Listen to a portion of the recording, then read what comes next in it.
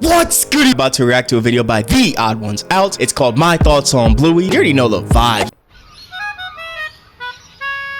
Uncle James, can we play Space Explorer?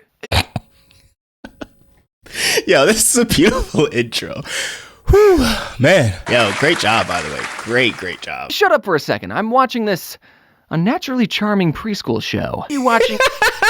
Yo, that's how I feel. Why are you a show for babies? Okay, kid. This show is extremely sophisticated and can be enjoyed by both children and adults. Yeah, man, you can't tell me I can't watch Bluey. I'm a big Bluey fan, man. I love Bluey. Man, I'll do anything for Bluey, man. So when you shut your ignorant mouth and find someone who actually loves you to play your silly little space game? Hey, man, you don't have to be that harsh, man. We just watching Bluey. Shut up, Bluey. Crikey, Bingo! You can't say that to your sister! You have to say nice things! Treat others how you want to be treated, mate! Oh! Only because he said it. Now I'm actually going to do the right thing.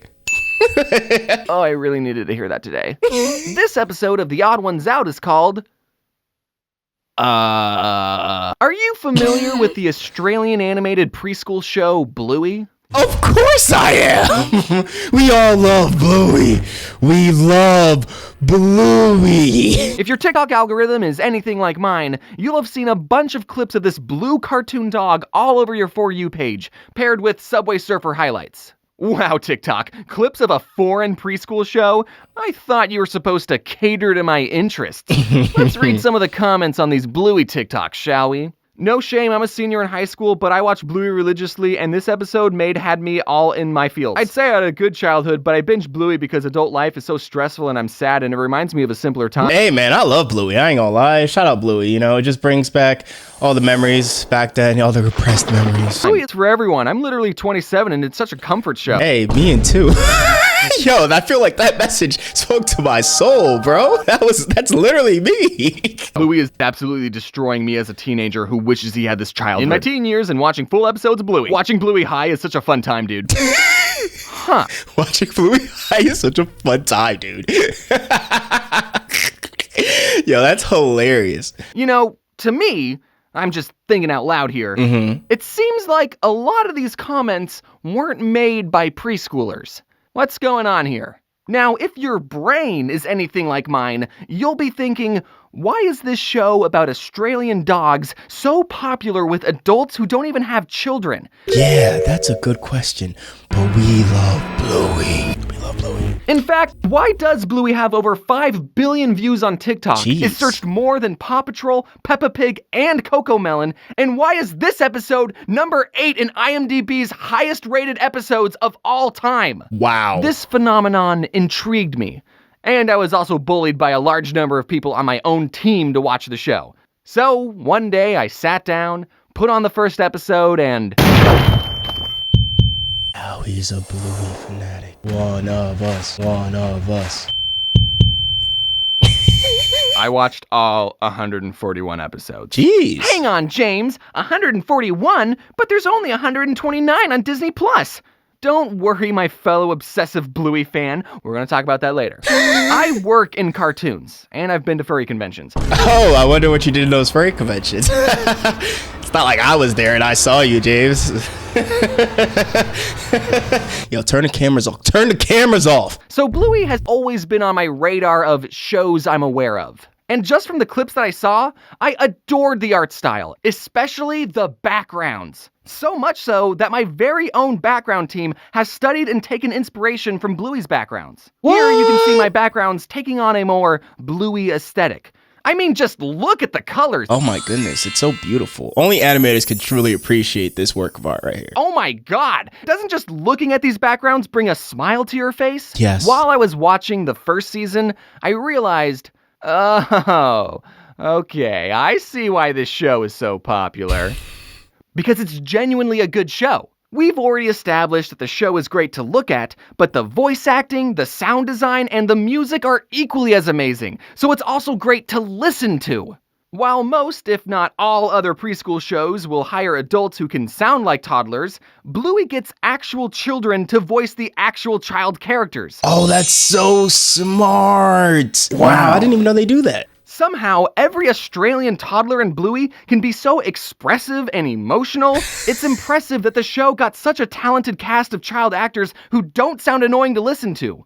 Or maybe it's just their Aussie accents that I like, I don't know. Definitely the Aussie accents, let's just be honest here. Gotta love those Aussies. The characters have so much personality, and the comedic timing is something I've never seen before in a preschool show. I can't think of a single time Cocomelon has made me laugh this much. We've Team Bluey over here, baby. Or even smile. The four main characters are Chili and Bandit, the parents, and Bluey and Bingo, the 6 and 4-year-old daughters. Yes, Bluey is a girl. You gotta catch up, dude. Come on, it's 2023. Yeah, man, come on, catch up.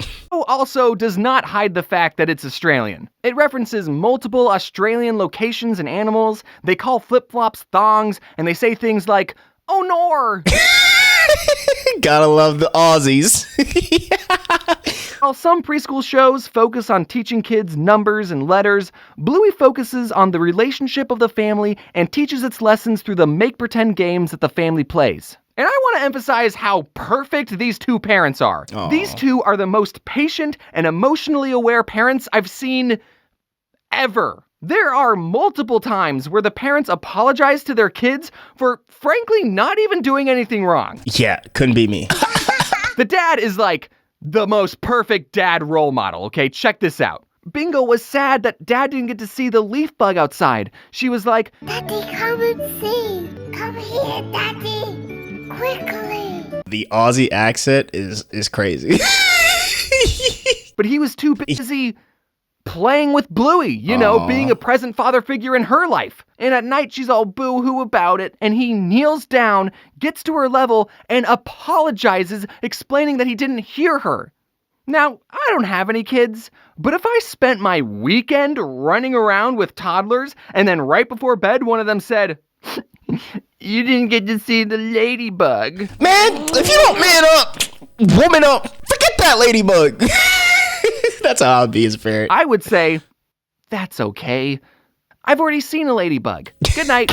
In one episode, Chicken Rat, Bingo lost her favorite toy, and Mom asks, "Well, where was the last place you had it?" The two retrace Bingo's steps, and through flashbacks, we see this bizarre day that Bluey and Bingo had. The very first flashback we see, Bluey and Bingo are cooking a chicken rat egg while wearing weird costumes. And through this creative backwards storytelling, we piece together what a chicken rat is and how the kids ended up in this situation. It's episodes like that which really make me appreciate the care that went into this show, and really sets Bluey apart from every other preschool show. Most preschool shows stick to a formula and talk down to the viewer, because typically their viewers are short. Y'all shorties, y'all are so short. As a childless adult, I don't want to say, this show teaches you how to be a good parent, because I don't know how to be a good parent. Yeah, same. I couldn't tell you. I don't even know.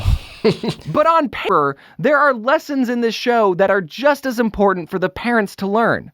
So while watching season 1, I got a feel for the world and characters. I started to piece together, okay, this show is depicting perfect parents, it's well written and wholesome, anyone regardless of having kids can enjoy the show. Aww. Let's watch the rest, shall we?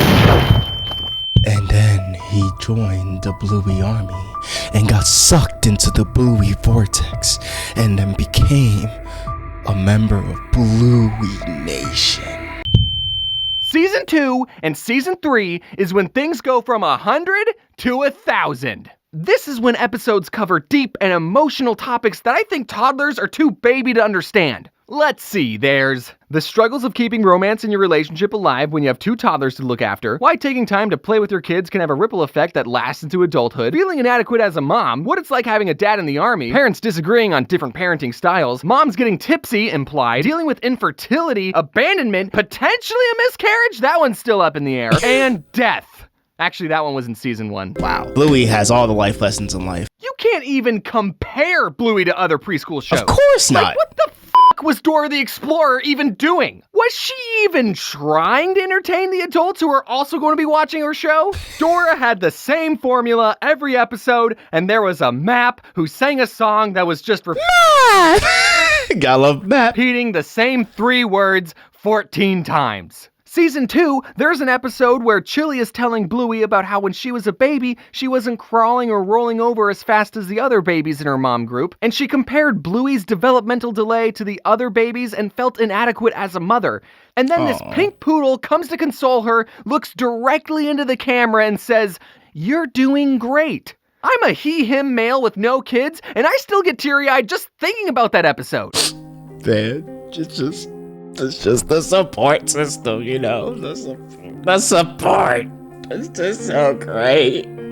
People will tell you that Bluey is a kid's show that adults can enjoy too. No, that episode wasn't for the kids. It was for directed me. at all the moms watching who are doubting their motherhood. When has Coco Melon ever done something like this? Never. Coco Melon has never done anything like that. The babies stop singing mid-nursery rhyme, look directly into the camera and say, "Hey mom, just wanted to say you're doing a great job raising me. Keep up the good work." Like, no, that'll never happen. Yeah, that'll never happen. I'm still not done talking about how impressive the writing in Bluey is, okay? So please indulge me for a bit. I'm switching into video essay mode as we do a deep dive into the themes and symbolisms of one of my favorite Bluey episodes, Flat Pack. Ooh. The entire episode is an allegory of human history told from a religious and scientific perspective, respectively. And it touches on the ever-growing relationships between a mother and child, all within 7 minutes. No, I'm not reading too deep into this. Let's begin. Bandit and Chili set out to build a new swing for their porch, and we get this great meta self-aware joke from Bandit when he complains about the instructions saying, "I'm not taking advice from a cartoon dog." Meanwhile, the girls play games with the leftover packing materials that are thrown into the yard by their parents. Bluey and Bingo are given bubble wrap, which they pretend is water, so they pretend they're fish. Then they're given cardboard, which they pretend is land, so they pretend they're frogs. Then they're given tails and become lizards. Oh, they have a great childhood, honestly. Then T-Rexes, then birds, then furry little animals. Is this chart starting to look familiar? Yes. Then they're monkeys, and then bipedal cave dogs. What? Is that you, Mr. Darwin? Were these girls playing out the evolution of man through a silly game? Now, if you didn't like the evolution symbolism, I know you're going to love the parents being an allegory for the creators. You know, the big guy upstairs. What? Would have never thought of that. The whatever you believe is going on. The parents supply the girls with their entire world. They give the girls the sea, the land, the volcanoes, and the trees. In these cave paintings the girls make that tell their history, they depict the parents as gods, higher up and in the clouds. Whoa. Yo, that's next level symbolism right there. They do look a little angry. Perhaps they're still in the Old Testament. The parents being the creators is hinted at again by Chili when she looks at the girls lovingly saying, "Aw, we made them." The parents give the girls an Allen wrench, aka tools, and one industrial revolution later, the girls evolve from cave dogs to modern dogs, building futuristic towns and spaceships. Spaceships? How to get spaceships before us? Gotta take them out. Throughout the episode, as the girls go through different stages of evolution, they also go through different stages of their lives as a mother and child. As fish, Bluey says that she's the mommy fish and Bingo is the baby. Then as frogs, Bingo pretends to be a toddler and Bluey teaches her how to catch flies. Then as T-Rexes, Bingo becomes a big girl. Then as cave dogs, she's a teenager. And finally, in the last stage, she's all grown up, ready to traverse the universe on her own. Aww. She thanks Bluey for looking after her and leaves on her spaceship. Bluey, Aww, what a beautiful childhood. now much older as shown by her having to use a cane, crosses the styrofoam threshold which represents her death, and she gets to live with her creators. All while this orchestral masterpiece is playing, and suddenly you realize you're crying? When did that start? And then Bandit ties the allegory all together at the very end saying, "Ah, this is heaven." Are you joshing me right now? This preschool show was able to tell a clever allegorical story with tasteful religious undertones in how many minutes? Did you just make me feel emotions over a cartoon dog? How could you? You made me feel emotions? What? This isn't the only episode you can make an in-depth video essay on. There are plenty of other episodes that hit just as hard as this one. While I was doing research for this video, Yes, research. got got me thinking about another foreign animated kid show with 8-minute long episodes. Piggy? No way. That focus on a family of 2 toddlers. Except, unlike Bluey, this show is universally hated. Caillou, it's Caillou. Caillou? You gotta love Caillou. I had this idea in my head that people only hated Caillou because he was a more accurate portrayal of a toddler. But in the handful of Caillou He was an annoying toddler. Caillou. episodes I watched, I was reminded, oh no, that's why people hate Caillou. Because he sucks. His brattiness isn't even important to the plot. It comes out of nowhere. Caillou will be getting ready in the morning, he spills cat food and says, Gilbert, look what you did. How dare you, Caillou? Blame it on the Caillou. He's at the beach and this bird who's done nothing wrong gets told to go away. And there's a bunch more examples of Caillou being a whiny piece of shit. And I can't help but think How dare you call Caillou these bad words? Caillou's screeching, piercing, whiny voice does not help him be a likable character. I bet real toddlers can be little punks sometimes, but why would you show that in your cartoon and not have him learn any lesson? There's never a lesson learned in Caillou. Since Caillou was a brat all the time, a lot of people, myself included, wondered why Caillou's parents never disciplined or even tried to change his bratty behavior. Yeah, Caillou's parents were just brain dead, dude. But after I thought about it, I realized it would be a very weird episode of Caillou if one day Caillou's mom was like, Caillou, what did you do to your sister? I made her look pretty, Mommy. Caillou, that was Mommy's expensive makeup.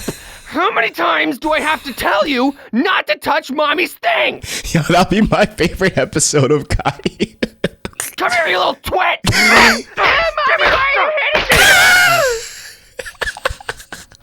me? Yes, violence. Breaking. Mommy, you're right. I've had enough. Violence. Caillou, I hate you. That kid got what was coming to him. I don't know, maybe that episode would be cathartic to some parents. Anyways, getting back to the actual best children's show ever, even though Bluey is literally the most mentally intelligent and educational show for the minds of children, teens, adults, and parents, some unnamed mouse company decided to censor some of the episodes on their platform. It's the strangest things that got censored too. Who might this unnamed mouse company be? Does it start with a D? This horse pooping. Bandit getting hit in the groin. Oh. Bandit saying the word groin. This hitchhiker is no longer from Argentina. That one's kind of weird. Come on, why can't he be from Argentina? Well, we got something against Argentina? This pretend cat saying it will pretend pee on the curtains. Bandit hinting at wanting to get snip snip down there. Hey, man. Hey, man, after you just got kicked like that, I understand. Adults, you know what I'm talking about. Yeah, And I the do. last 10 episodes of season 3, which are some of the deepest episodes in the series, aren't even on Disney+. But that could just be a licensing thing, I don't know. Maybe. Or the mouse is trying to hold us back. I kept waiting for the infertility episode. I heard so much about it. I finally got to the last episode on Disney Plus and thought, oh, okay. They're saving the deepest one for last. All right, let's do this. And the episode was about the family playing courtroom to determine if Bandit farted. What? I hope this video convinced you to give Bluey a chance. I mean, you're still here listening to a grown man talk about it, so you gotta be at least a little interested in it. And you guys are still here listening to a grown man react about Bluey, so you guys must be very interested. Through its relatable and realistic portrayal of family life, the show has not only entertained, but also taught valuable life lessons to its viewers. The show's emphasis on play and family bonding is so refreshing to see compared to the usual fast-paced, mind-numbing shows aimed at kids. Bluey reminds us all the importance of spending time with loved ones and finding joy in the everyday. And if you still don't want to watch Bluey, have you thought about getting high and watching it? Yeah, honestly, that might be the